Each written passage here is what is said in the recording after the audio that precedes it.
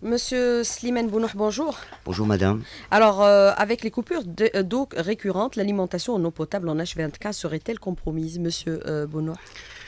Pas du tout madame. Euh, on a des perturbations. Ça nous arrive d'avoir des perturbations dues soit à des travaux programmés, donc nettoyer un ouvrage de stockage pour garantir une bonne qualité, donc génère un impact sur la distribution. Réhabiliter ou faire de la maintenance préventive sur nos stations de pompage génère des perturbations en eau potable. CEAL, bien sûr, quand il s'agit de travaux programmés, elle avise ses clients via son site web, via des affichages de proximité, via des communiqués à l'APS, sur les chaînes radio aussi. Et ça nous arrive aussi d'avoir des incidents imprévus. Une conduite qui a été touchée par un autre concessionnaire. Là, on est dans l'obligation d'arrêter immédiatement la distribution pour pouvoir procéder aux réparations. Voilà. Alors, entre perturbations, incidents, coupures, rupture d'alimentation, un jour, deux, trois, voire même 4 jours, quelle est la différence? Notre objectif est d'assurer le H24 tous les jours. Maintenant, les travaux programmés, on travaille actuellement. Si je prends par exemple le nettoyage des réservoirs, on a mis en place un plan d'action pour réaliser des bypasses afin d'éviter de perturber la population tout en nettoyant l'ouvrage. On est en train de mettre en place des actions de sécurisation, pour basculer d'une station de pompage à une autre station de pompage afin d'éviter aussi de perturber le client. Donc il y a des travaux qui se font. Une feuille de route a été tracée pour essayer de sécuriser au maximum l'alimentation en eau potable quand on fait des travaux.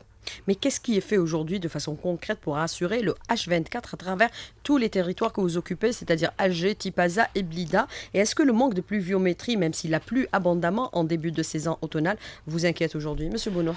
Actuellement, si je parle de barrages, actuellement les niveaux des barrages qui alimentent le Grand Alger et Tipaza sont appréciables. On a plus de 70 millions à Kedara, on a plus de 100 millions à Taksept, on a environ 50 millions à Boroumi et 30 millions à Boukerden. Donc ça, c'est les barrages qui alimentent la capitale et Blida. Donc pour l'instant, il n'y a pas le feu. On gère, on a aussi les zones non conventionnelles, on a la station de pompage, la station de dessalement du Hamma qui nous donne aussi 200 000 mètres cubes jour. On a notre parc forage à Alger qui nous donne plus de 200 000 mètres cubes jour aussi. Pour Tipaza, on a plus de 100 000 mètres cubes jour en eau souterraine.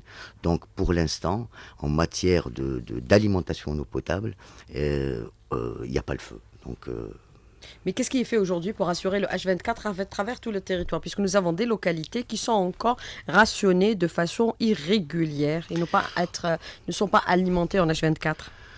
à Alger, on a déclaré le H24 en 2011. Alhamdoulilah, donc Alger est alimenté 24 heures sur 24. On a dans notre jargon l'existence de points qu'on appelle points sensibles. On a vécu l'année passée des perturbations durant l'été sur toute la partie est d'Alger. Donc quand je dis partie est, c'est El Marsa, c'est Hintaya, c'est Harawa, c'est Borj el Bahri. Ces communes-là sont perturbées en période de pointe de consommation, donc durant l'été seulement. Et l'année passée, ça s'est aggravé par le raccordement de nouveaux programmes de logement. Donc les instructions de Monsieur le ministre des Ressources en eau étaient claires, mettre en place un plan d'action pour que les clients de l'Est d'Alger ne puissent plus vivre ce calvaire l'été 2019. Donc la feuille de route a été tracée en relation avec la direction de l'hydraulique de la wilaya d'Alger, qui consiste à dédoubler la canalisation principale qui alimente la station de pompage qui refoule vers les différents ouvrages de stockage qui alimentent l'est d'Alger, la pose de 12 plus 5 km de canalisation pour créer la balance entre Borj el Kifan et Hintaya, la réhabilitation de la station de pompage de Regaya pour passer de 1000 m3 cubeur à 2000 mètres cubeur. Donc moi, je tranquillise la population de l'Est d'Alger pour dire que les travaux ont déjà été entamés. Ou bi'idnillah, avant la saison estivale 2019, ça sera qu'un mauvais souvenir. Ça ne sera pas les mêmes problèmes que ceux rencontrés l'année dernière au niveau de ces localités, vous l'assurez ce matin, M. Bounou? Je l'assure ce matin pour dire que la population de l'Est d'Alger ne vivra pas ce qu'elle a vécu l'année passée. Mais quelles sont les actions concrètes que vous êtes en train d'engager pour assurer le H24 à travers tous les territoires, Alger, Blida et Tipaza? Bon, Blida n'est pas géré par CEAL. Pour le moment. Pour le moment, elle n'est pas gérée Vous par avez CEAL. demandé donc à le faire. on gère Tipaza et on gère Alger. Alger, comme je vous l'ai dit, madame, elle est en H24. Notre objectif actuellement, c'est de sécuriser le H24. Donc, travailler pour développer la cinquième ressource. Dans notre jargon, la cinquième ressource, c'est réduire les zones non facturées. Et réduire les zones non facturées, il faut savoir que c'est un travail de très longue haleine. Parce qu'on a des fuites sur le réseau. Réparer une fuite sans traiter le mal en profondeur, 2 jours après, on aura une autre fuite qui va se déclarer à 5 mètres plus loin que l'ancienne fuite. Donc, on a mis en place une feuille de route. On a des outils d'aide à la décision. Actuellement, CEAL utilise l'outil Menta. Parce qu'il faut savoir que l'ensemble de nos interventions sont ordonnancées. On a l'outil AquaAdvance qui a été mis en place et qui permet à l'ensemble de nos ingénieurs de piloter les flux en temps réel. On a mis en place plus de 1020 de régulation et de modulation de pression sur Alger et sur Tipaza, dotés de capteurs dont les données sont transférées en temps réel sur notre centre de télécontrôle. Donc nos ingénieurs peuvent piloter en temps réel leur débit, leur pression, les débits de nuit pour voir si on a des fuites, pour permettre aux équipes d'intervention d'intervenir pour pouvoir améliorer notre ratio de facturation. Ça, c'est ce qui concerne Alger. En ce qui concerne Tipaza, l'année passée, on a validé avec le directeur des ressources en eau le quotidien H24 à Tipaza. Il faut savoir qu'en 2012, quand on a pris Tipaza, on distribuait environ 90 000 mètres cubes jour. Maintenant, on est passé de 90 000 à plus de 200 000 mètres cubes jour, en réalisant d'autres forages, en réhabilitant des forages. Il y a eu, par l'État algérien, la réalisation de 117 km pour permettre à l'est et au centre de Tipaza d'être alimentés. On a mis en service à l'époque la station de dessalement de Fouca. Donc actuellement, ils sont en H24 quotidien et on est en train de travailler parce qu'on vient d'élaborer le schéma directeur hydraulique de Tipaza qui a été présenté au Conseil de Wilaya et qui va être présenté au ministère des Ressources en eau pour avoir une vision sur les investissements qu'on va consentir, nous et l'État algérien, donc à travers la direction des ressources en eau, à l'horizon 2023-2024, pour avoir une vision future sur quels sont les investissements pour pouvoir garantir le H24 et développer le H24 à Tipaza. Alors, autre question que je voudrais vous poser, c'est que la question qui revient aussi régulièrement, c'est les fuites d'eau et le gaspillage par conséquence. Est-ce qu'on peut considérer que vous êtes en train de rénover entièrement le réseau et sur lequel vous êtes en train de travailler, puisque beaucoup considèrent que la topographie est tellement délicate qu'on parfois on ne peut pas détecter les fuites souterraines. Monsieur Bounou. Effectivement, madame, comme je vous l'ai dit tout à l'heure, il faut qu'on traite le mal en profondeur. Donc on a mis en place un plan d'action, c'est le plan d'action la réduction des zones non facturées. Et quand je parle de réduction des zones non facturées, cela veut dire réduire les pertes physiques et réduire aussi les pertes commerciales. Elles sont évaluées à combien ces pertes, de façon globale ? On a un ratio de facturation actuellement qui tourne autour de 59,5%. Quand je dis ratio de facturation, c'est le volume facturé sur le volume produit. Notre but à nous, c'est d'essayer de réduire le volume produit et augmenter le volume facturé. Donc, on a prévu 61,6 en 2019 pour arriver à presque 66% en 2021. Actuellement, concernant la réduction des pertes commerciales, la nouveauté chez CEAL, c'est qu'on a géolocalisé les 6000 clients de CEAL. Maintenant, grâce à cette géolocalisation, donc sur Google Maps, on voit les zones blanches. c'est-à-dire les zones où les clients ne sont pas géolocalisés, où le réseau d'eau potable de Céal passe. Le Donc, délai de traitement de ces biens sur fuite, certains considèrent que vous ne réagissez pas rapidement, Monsieur Bono. on répare exactement 100 fuites par jour. On a mis en place un objectif de délai de 1 jour. Le délai moyen actuellement à Alger, il est de l'ordre de 3 jours. Un peu moins à Tipaza, il est de l'ordre de 2,5 jours. Et on est en train de travailler avec la mise en place de l'outil d'ordonnancement pour pouvoir revenir à 1 jour. Et est-ce que vous avez l'expertise nécessaire pour agir sur tous ces aspects et les compétences nécessaires également, Monsieur Bono? Comme je vous l'ai dit, on a mis en place des outils tels Caco Advance pour la gestion, pour piloter les flux, la recherche de fuites dotées de matériel de dernière génération, la sectorisation des réseaux. Actuellement, les 6000 km de réseau d'Alger sont sectorisés. On a 230 secteurs, dont 200 sont opérationnels. Quand je parle de secteurs, cela veut dire qu'ils sont macro-comptés. Et les compteurs sont dotés de capteurs qui transmettent en temps réel les débits de nuit. Quand je parle de débit de nuit, je parle de débit de fuite.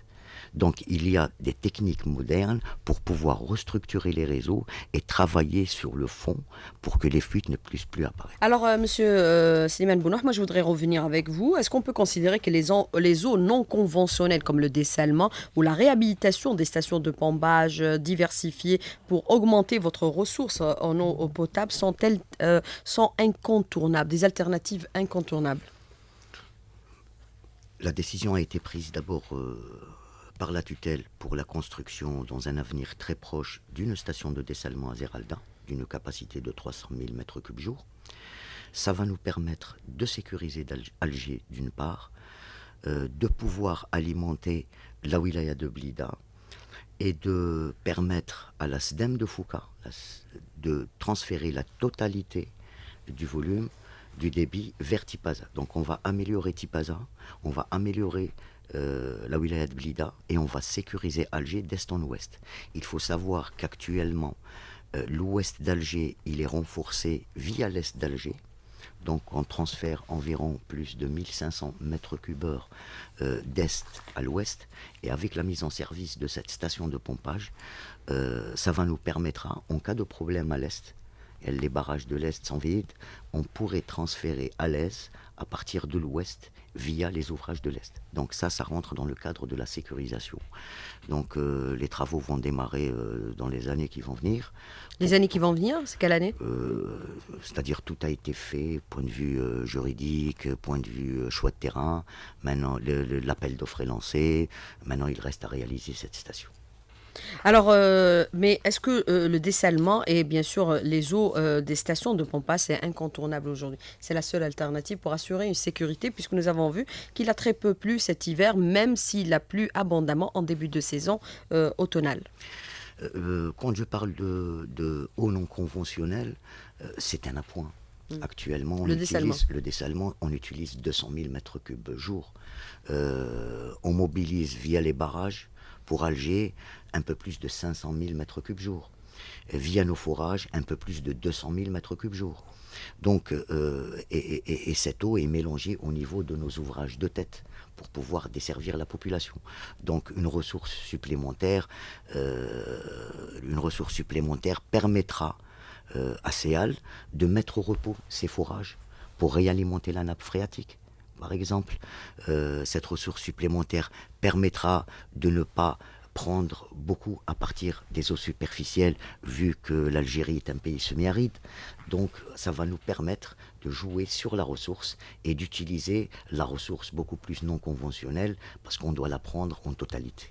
Ce qui est relevé aujourd'hui, c'est que le niveau de consommation sur Alger est l'équivalent de 1 million de mètres cubes jour. À Tipaza, un peu moins, c'est 200 000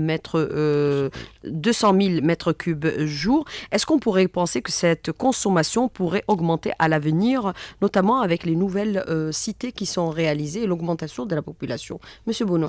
Notre objectif est de réduire le volume produit. Réduire le volume produit, augmenter le volume facturé, donc travailler sur la 5e ressource, donc travailler sur la réduction des pertes. Quand on réduit les pertes, donc on réduit le volume produit. Donc un plan d'action a été tracé, travailler sur la gestion des pressions, travailler sur le renouvellement des réseaux, on renouvelle environ 150 km par an, être réactif sur la réparation des fuites, faire de la recherche de fuites, travailler sur les débits de nuit, prendre en charge les consommateurs, les usagers qui ne payent pas l'eau. Donc tout ça nous fait gagner du volume et ça va nous permettre de réduire le volume produit. Mais aujourd'hui, est-ce qu'on peut considérer qu'avec la réalisation des nouvelles cités, elles sont toutes équipées, toutes dotées en eau potable avant même, bien sûr, l'occupation des propriétaires, monsieur Bonheur, puisque dans certains endroits, ce qui a été relevé, c'est qu'on libérait l'eau bien plus tard, après plusieurs réclamations. Moi, je vous l'assure, madame, on anticipe. On anticipe en relation avec la direction du logement de la wilaya d'Alger et le directeur des ressources en eau de la wilaya d'Alger. On a une vision très claire de la réception et du relogement des gens. Les raccordements au réseau public se font bien avant, la pose des canalisations se fait bien avant, le rinçage et la désinfection pour garantir une bonne qualité de l'eau se fait bien avant. Donc on est prêt le jour J, dans le cadre du relogement, pour que les gens puissent avoir de l'eau. Ça, on ne pourra pas jouer parce qu'on le sait bien avant, un mois avant, quand est-ce qu'ils vont faire de la distribution de logements. Donc c'est un travail qui se fait conjointement avec la direction des ressources. Vous travaillez déjà dès le début de réalisation du projet? Oui, on suit aussi les réseaux qui sont posés par les organismes logeurs. On a quelques petits soucis concernant les installations intérieures, par exemple des ADL. Nous, on est censé remplir les bâches de l'ADL et l'ADL, le service technique de l'ADL doit s'assurer de la maintenance de sa bâche à eau et de sa station de surpression pour pouvoir alimenter les tours. Parce que nous, on ne peut pas alimenter via la pression du réseau des immeubles de 14-15 étages. On augmente la pression dans les réseaux, l'eau est un fluide incompressible, donc c'est la conduite qui se dilate, donc on aura des fuites. On a fait des réunions sous la présidence de monsieur le secrétaire général du ministère des Ressources en eau et monsieur le secrétaire général du ministère de l'Habitat. On a fait un diagnostic sur l'ensemble des installations intérieures et on est en train de travailler avec les services de l'ADL pour pouvoir garantir aux habitants des cités ADL une bonne qualité de l'eau et une bonne distribution. Mais qu'est-ce qui est fait aujourd'hui pour aller vers la rénovation du réseau d'assainissement en eau potable, monsieur Bonheur, puisqu'on sait qu'au niveau de l'Algérois et de certaines localités, il est vieillissant. Et c'est ce qui génère énormément de fuites. On renouvelle actuellement environ 150 km par an. Ça représente quoi sur le réseau global? C'est une goutte dans un océan parce qu'on a 6000 km de réseau. Donc on est en train de travailler. Bon, il n'y a pas que le renouvellement des réseaux qui fait baisser, qui fait augmenter notre ratio de facturation. La gestion des pressions, diminuer la pression dans les réseaux, cela veut dire éliminer les fuites. Remplacer les branchements, cela veut dire éliminer les fuites. Faire de la recherche de fuites et trouver des fuites invisibles que les gens ne voient pas, c'est éliminer les fuites. Mais est-ce qu'il ne fallait pas entamer en priorité la rénovation du réseau? La rénovation du réseau, c'est une de nos priorités et on fait que 150 km. On essaye de monter en puissance, mais on fait que 150 km par an. Donc il y a des marchés, il faut que les marchés puissent aboutir. Cette année, on a fait des marchés à commande. On a identifié l'ensemble des réseaux à réhabiliter. On a une nouvelle technique, c'est l'AMC, c'est l'analyse multicritère pour optimiser les investissements. Maintenant, on essaye de remplacer les réseaux les plus vétustes grâce à cet outil AMC qui nous permet, donc en l'alimentant de données, le nombre de fuites qu'on a réparées par an, son âge, et qu'on puisse intervenir sur des tronçons bien identifiés afin d'optimiser les investissements d'une part et d'aller directement vers les réseaux fuyards. Mais à quand la rénovation totale et globale du réseau, puisque 1500 sur 6000 km, ça reste peu? Très peu. C'est un travail Alors de que longue vous haleine. existez depuis longtemps, la CEAL. C'est un travail de longue haleine, madame. 6000 km de réseau. Ça peut pas prendre 20 ans, 30 ans. On essaye de faire le maximum pour augmenter le taux de réalisation, mais actuellement on est à 150, 160 et j'espère faire plus. Alors, les travaux opérés aujourd'hui sur la voie publique, est-ce que parfois ils peuvent porter préjudice à votre réseau? Monsieur Bonheur, qu'est-ce qui a été fait pour régler définitivement ce problème? Vous avez raison de parler de ça. Il faut savoir que le sous-sol d'Alger, il est très encombré. Donc, chaque fois qu'on intervient, chaque fois qu'on Oui, Chaque fois allez-y. qu'on intervient, donc on touche des câbles électriques, on touche des conduites de gaz. La DTP, quand elle intervient Vous dans le cadre de remettez ces pas les projets, choses en l'état?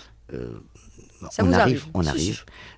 Si, La ça vous arrive. DTP peut nous toucher des canalisations, Algérie Télécom aussi. Donc, qu'est-ce qu'on a mis en place avec l'appui du Wali d'Alger? On a mis en place un outil qui est la gestion des interventions sur voirie, qui est opérationnel actuellement, et que dorénavant, dans les jours qui vont suivre, on ne peut plus avoir d'autorisation si on ne passe pas par cet outil. Donc on a identifié l'ensemble des réseaux, on a alimenté cet outil. Donc chaque intervention, on doit saisir sur cet outil l'intervention pour que l'ensemble des concessionnaires puissent avoir une vision de l'ensemble des travaux qui se font sur Alger afin d'essayer de limiter au maximum la casse. Ça, Alors, aujourd'hui, des questions des auditeurs, Monsieur Bounouh. Je profite de l'occasion pour vous exposer notre calvaire vécu au quotidien. Nous, les résidents de l'EPLF de Bebzouar, nous n'arrivons pas à nous raccorder directement avec le réseau de la CEAL. On dépend toujours d'un suppresseur qui est souvent en panne. Quel est votre commentaire rapidement sur j'en la ai question? parlé tout à l'heure concernant les sites ADL. Donc c'est comme un site ADL. CEAL n'est pas capable d'alimenter des tours. Donc le PLF, d'ailleurs, ils ont eu un problème pas loin qu'hier. C'était sur une pompe qui a été réglée. Donc c'est le PLF en tant qu'organisme logeur qui doit gérer ces installations intérieures. Nous, on est là et on garantit à ce que la bâche à eau est remplie. Le problème ne se pose pas en matière de ressources, mais on est en train de travailler avec le ministère de l'Habitat pour essayer de faire des prestations de services plus tard et essayer de gérer, de nous organiser pour pouvoir gérer ces installations intérieures. Mais ce n'est pas un problème d'eau potable, c'est un problème d'installation intérieure qui est sous la responsabilité de l'organisme logeur. Alors, bien sûr, la CEAL est en partenariat pratiquement avec la Lyonnaise des eaux. Aujourd'hui, ce qui est relevé, c'est quand il y a par exemple des coupures d'eau au niveau de certaines localités qui peuvent aller jusqu'à 2, 3, voire 4 jours. Il n'y a pas d'alimentation qui est assurée à ces habitants, par exemple par des citernes d'eau potable, alors qu'en France, automatiquement, on prend en charge cette question. Est-ce qu'on peut faire le comparatif ou pas du tout?